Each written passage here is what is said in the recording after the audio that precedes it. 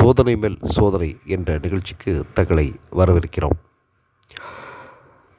தஞ்சாவூரில் உள்ள ஜும்மா பள்ளிவாசல் அருகே நேற்று இந்திய யூனியன் முஸ்லீம் லீக் சார்பில் ஊப்பில் நடைபெற்ற கலவரத்தில் சமூக விரோதிகளை கைது செய்ய வேண்டும், அதே நேரம் 1991ஆம் ஆண்டு மத வழிபாட்டு சட்டத்தை நடைமுறைப்படுத்த வேண்டும் என்பதை வலியுறுத்தி ஆர்ப்பாட்டம் நடைபெற்றது. இதில் மக்கள் அதிகார மாநில பொருளாளர் திரு காளியப்பன் அவர்கள் பங்கேற்று பேசினார்கள். அவர்கள் பேசும்போது வசந்த மாளிகையில் சிவாஜி கணேசனுக்கு மருமகளாக வருபவர் கேட்பது போலவே இருந்தது. அதாவது அவர் கேட்பார், மாமா, வத்தி போன ஆறுகளெல்லாம் காய்ந்துவிட்டால் அந்த நதியை பார்த்து ஆறுகள் ஆறுதடையும், அந்த நதியே வற்றி போய்விட்டால் என்ன பண்ணுவது? மேலும் திரு காளியப்பன் அவர்கள் பேசுகை கேட்கும்போது, துன்பம் வரும்போது மக்கள் நீதிமன்றத்தை நாடுவார்கள், ஆனால் நீதிமன்றமே கலங்கி நிற்கும்போது மக்கள் என்ன செய்வார்கள் என்ற வாசகம்தான் காதில் விழுந்தது. அவரது கருத்தை பார்ப்போம். அந்த மசூதிக்கு கீழே எங்க கோயில் இருக்கு, இந்த மசூதிக்கு கீழே எங்க கோயில் இருக்குன்னு.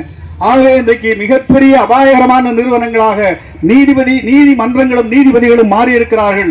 இந்த நீதிபதிகள் நீதிமன்றங்கள் இவருடைய RSS ஆதரவு போக்கை தடுத்து நிறுத்த வேண்டும் என்று சொன்னால் எல்லா நீதிபதிகளையும் எல்லா தீர்ப்புகளையும் நாம் கடுமையான ஆய்வுக்கு உட்படுத்தி அந்த அரசியல் சட்டத்திற்கு விரோதமாக வருகின்ற எல்லா தீர்ப்புகளையும் நாம் மக்கள் மத்தியிலே அம்பலப்படுத்த வேண்டும்.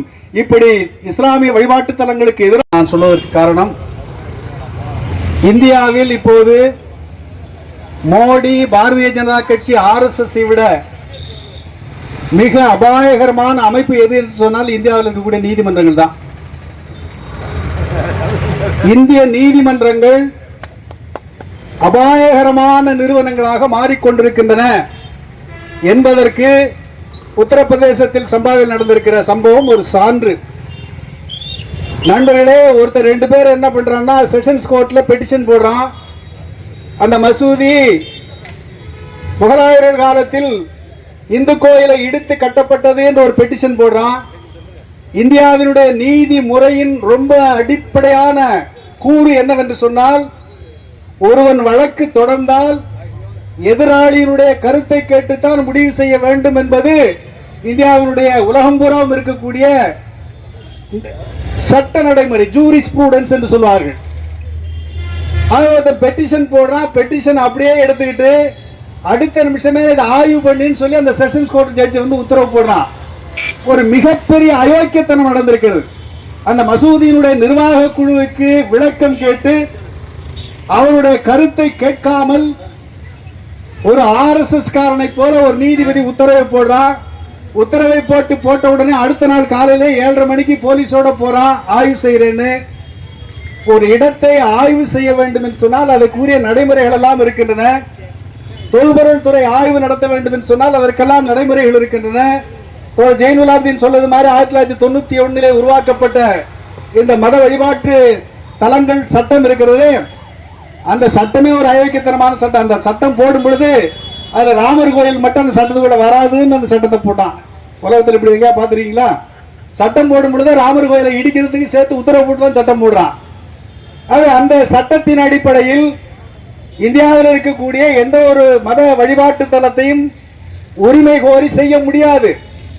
ஆனால் உத்தரப்பிரதேசத்திலும் காசியிலும் மதுராவிலும் நம்முடைய ராமர் கோயிலை இடிக்கும் பொழுது RSS காரன் பூரா பேசுறது என்னன்னு சொன்னா, ராமர் கோயிலை நாங்கள் முடித்து விட்டோம், இனி மதுராவும் காசியும் பாக்கி இருக்கிறது என்று சொன்னார்கள். மதுரா காசி பாக்கி என்று சொன்னார்கள்.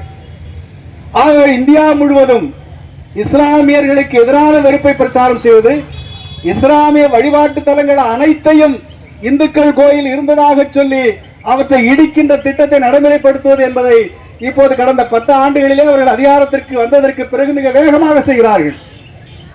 உத்தரப்பிரதேசத்தில் நடக்கிற இந்த ஆட்சி என்பது ஒரு ஜனநாயகமோ அரசியல் சட்டமோ எதை பற்றியும் கவலைப்படாத ஒரு குண்டர் ஆட்சி அங்கே நடைபெற்றுக் கொண்டிருக்கிறது. இந்த யோகி ஆதித்யநாத் ஸ்காமியார்ங்கிற பெயர்ல ஒரு கிரிமினல், அவருடைய வரலாறை பற்றி பலருக்கும் தெரியாது. அவன் இளைஞனாக இருந்த போதே சாமியார் வேட்டம் போட்டு எல்லா விதமான அயோக்கியத்தனங்களை செய்த ஒரு 1 நம்பர் கிரிமினல் அந்த பெயர். அவன் இப்போ அந்த நாட்டினுடைய முதலமைச்சர், இந்தியாவினுடைய மதசார்பற்ற நாட்டின் ஒரு மாநிலத்தினுடைய முதலமைச்சராக இருக்கிறவன் ஒரு மத வெறியன். அப்படி ஒரு மத வெறியன் என்று தன்னை அறிவித்துக் கொண்டவனை அந்த மக்கள் தேர்ந்தெடுத்திருக்கிறார்கள். ஆனால் எந்த சட்டமும் அதை கேட்பதற்கு நாதி இல்லாமல் இருக்கிறது. நண்பர்களே, அங்கே போய் என்ன செய்யறான்னு சொன்னா, உடனே அங்கே மசூதிக்கு கீழே அகழாய்வு செய்கிறார்கள் என்று ஒரு புரளியை இவனே கிளப்பி விடுறான். மசூதியை இடிக்க போறான்னு ஒரு புரளியை கிளப்பி விட்டா முஸ்லிம்கள் என்ன செய்வார்கள்? இயல்பாகவே அவர்களுக்கு ஆத்திரம் வரும். கூடி இருக்கிறார்கள். கூட்டம் கூடியதற்கு பிறகு கலவரத்தை அவர்களே கட்டவிட்டு விடுகிறார்கள்.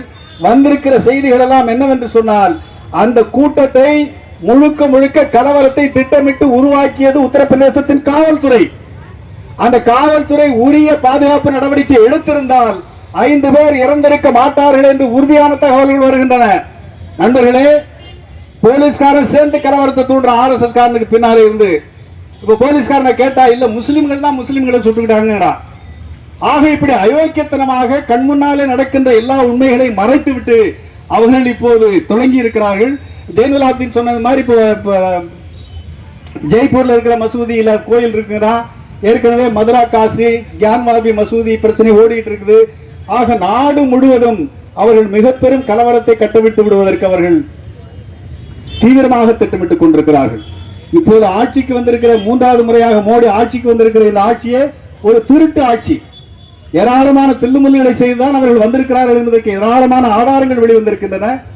மகாராஷ்டிரத்தில் மிகப்பெரிய வெற்றியை பெற்றதாக சொல்லுகிறார்களே, கிட்டத்தட்ட 100 தொகுதிகளுக்கு மேலே மிகப்பெரிய மோசடிகள் நடந்திருக்கின்றன என்பது புள்ளி விவரங்கள் வருகின்றன. ஆக நாடு முழுவதும் இந்தியாவில் இந்த பார்ப்பன சனாதன இந்து ராஷ்டிரத்தை நிறுவ வேண்டும், பார்ப்பன சர்வாதிகாரத்தை பார்ப்பன அதிகாரத்தை நிரந்தரமாக நிலைநாட்ட வேண்டும் என்பதற்காகத்தான் அவர்கள் இப்போது ஒரே நாடு, ஒரே தேர்தல், ஒரே மதம், ஒரே மொழி என்றெல்லாம் அவர்கள் புது பிரச்சனைகளை கொண்டு வருகிறார்கள். தமிழ்நாடெல்லாம் நாம் பார்க்கின்ற போது தமிழ்நாட்டில் இருக்கக்கூடிய திராவிட இயக்கத்துக்கு எதிராக மிகப்பெரிய பிரச்சாரங்கள் எல்லாம் ஒரு பக்கம் நடந்து கொண்டிருக்கின்றன. ஆனால் தமிழ்நாட்டிலே திராவிட இயக்கம் சாதித்த சாதனை என்பதை நாம் இன்றைக்கும் தமிழ்நாட்டில் இருக்கக்கூடிய இஸ்லாமியர்களும் இஸ்லாமியருடைய வழிபாட்டு தலங்களும் எந்த அளவுக்கு பாதுகாப்பாக இருக்கின்றன என்பது மட்டுமல்ல, தமிழ்நாட்டில் இருக்கக்கூடிய இந்துக்கள் என்று தங்களை கருதி கொள்ளுகின்ற மக்கள் கூட இஸ்லாமிய வழிபாட்டு தலங்கள் மீது மிகப்பெரிய நம்பிக்கையை மரியாதையை வைத்திருக்கிறார்கள். அப்படி ஒரு பண்பாடு தமிழ்நாட்டில் நிலவுகிறது என்று சொன்னால் அதற்கு இந்த தமிழ்நாட்டில் இருக்கக்கூடிய பொது உடைமைவாதிகள், மார்க்சிய லெனினிய இயக்கங்கள், குறிப்பாக தந்தை பெரியாருடைய மகத்தான அந்த பணிகள் எல்லாம் சேர்ந்துதான் இப்படி ஒரு பண்பாட்டை நமக்கு கொடுத்திருக்கிறது.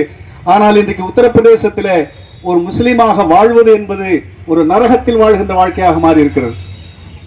இதே நிலைமைதான் நம்ம மத்திய பிரதேசத்திலும் குஜராத்திலும் இஸ்லாமியர்களும் இந்துக்களும் கலந்து வாழ முடியாது என்கிற நிலைமையை கிட்டத்தட்ட 15-20 ஆண்டுகளுக்கு முன்னாலே உருவாக்கி விட்டார்கள். நீங்கள் குஜராத்தில் போய் எந்த ஒரு ஊர்லயுமே இந்துக்களும் இஸ்லாமியர்களும் நம்ம ஊர்ல எல்லாரும் சேர்ந்து வாழ்றோம், அந்த மாதிரி ஒரு வாழ்க்கையை அங்கே பார்க்க முடியாது என்கிற அளவுக்கு மதப்பகமை உருவாக்கி விட்டார்கள். இதை மேலும் மேலும் தீவிரமாக்குவதற்கு இவர்கள் முயற்சி செய்து கொண்டிருக்கிறார்கள். இந்த முயற்சியை முறியடிப்பதற்கான போராட்டம் என்பது